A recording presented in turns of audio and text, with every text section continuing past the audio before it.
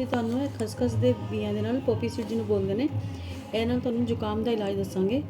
ਅਸੀਂ ਇਹਨੂੰ 2 ਚਮਚ ਇਹਦੇ 'ਚ ਪਾ ਕੇ ਪਾਣੀ 'ਚ ਸੋਕ ਕਰ ਦੇਣਾ।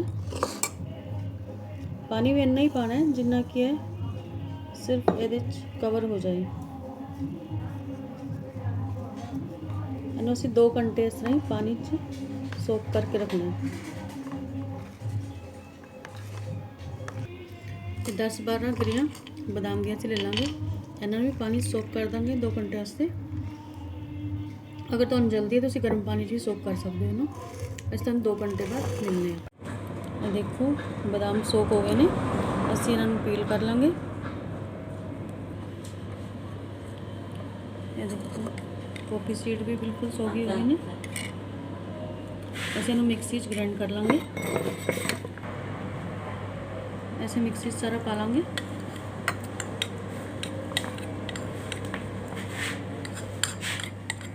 चलो ये बादाम भी ये पा लेंगे और इन्हें बारीक पीस लेंगे असी।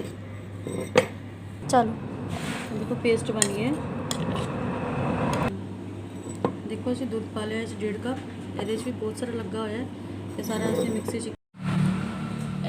पैन च असी देसी घ्यो पा लेंगे, 2 चम्मच पा देंगे।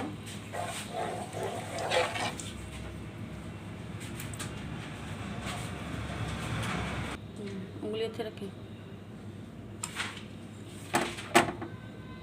ਇਹਦੇ 'ਚ पेस्ट पा लेंगे असी।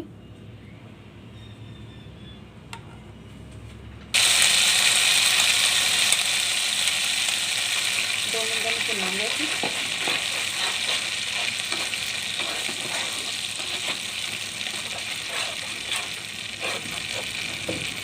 1.5 कप दूध पा देंगे।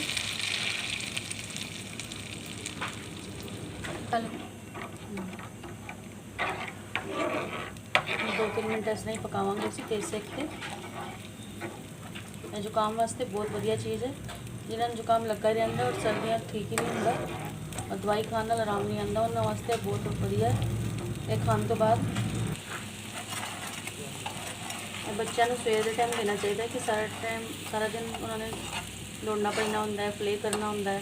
उन्होंने वास्ते बहुत वधिया चीज़ है। जुकाम वास्ते बहुत अच्छी चीज़ है और ये बड़े भी पी सकते हैं, बच्चे भी पी सकते हैं। फुल एनर्जी आती है इहदे नाल और अखां की रोशनी भी तेज होंदी है। जुकाम वगैरह वास्ते है ही है। पुराना जुकाम भी ठीक हो जाता है ना। साढ़े घर तो सारे बहुत ज़्यादा यूज़ करते हैं।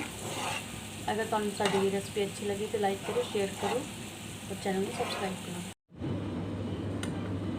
ਇਹਦੇ 'ਚ ਅਸੀਂ चीनी नहीं पाई क्योंकि साढ़े घर तो फिक्का ही खा लेंदे ने, क्योंकि बदामां 'ਚ अपनी मिठास है।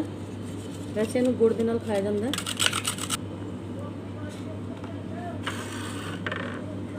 तुसीं अपने घर बना के अपने बच्चों को जरूर पियाना, उन्होंने जुकाम वगैरह सब ठीक हो जाएंगे। Thank you. पैन च असीं देसी घ्यो पा देंगे, 2 चम्मच पा देंगे।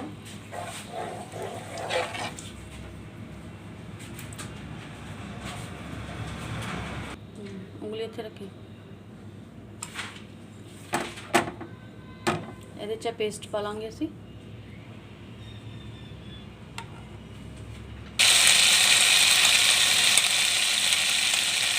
2 मिनट भुनांगे असी।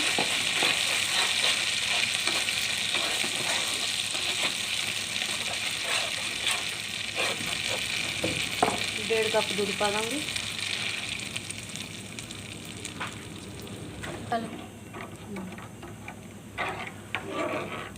2-3 मिनट इस तरह ही पकावांगे असी तेज सेक ते। जुकाम वास्ते बहुत वधिया चीज़ है। जिन्होंने जुकाम लगा ही रहता और सर्दियाँ ठीक ही नहीं होंदा और दवाई खाने नाल आराम नहीं आता, उन्होंने वास्ते बहुत वधिया है। ये खाने तो बाद बच्चों को सवेर के टाइम देना चाहिए कि सारा दिन उन्होंने दौड़ना पैना होंदा है, प्ले करना होंदा है।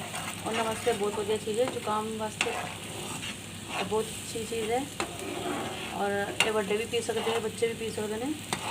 फुल एनर्जी आती है इहदे नाल और अखां की रोशनी भी तेज होंदी है। जुकाम वगैरह वास्ते है ही है। पुराना जुकाम भी ठीक हो जाता है ना। साढ़े घर तो सारे बहुत ज़्यादा यूज़ करते हैं। अगर तुहानूं साडी रेसिपी अच्छी लगी तो लाइक करो, शेयर करो और चैनल को सबसक्राइब करो। ਇਹ ਦੇਖੋ ਬਾਦਾਮ ਸੋਕ ਹੋ ਗਏ ਨੇ, ਅਸੀਂ ਇਹਨਾਂ ਨੂੰ ਪੀਲ ਕਰ ਲਾਂਗੇ। ਇਹ ਦੇਖੋ ਪੋਪੀ ਸੀਡ ਵੀ ਬਿਲਕੁਲ ਸੋਗੀ ਹੋ ਗਏ ਨੇ, ਅਸੀਂ ਇਹਨੂੰ ਮਿਕਸੀ 'ਚ ਗ੍ਰਾਈंड ਕਰ ਲਾਂਗੇ। ऐसे मिक्सी सारा पा लेंगे।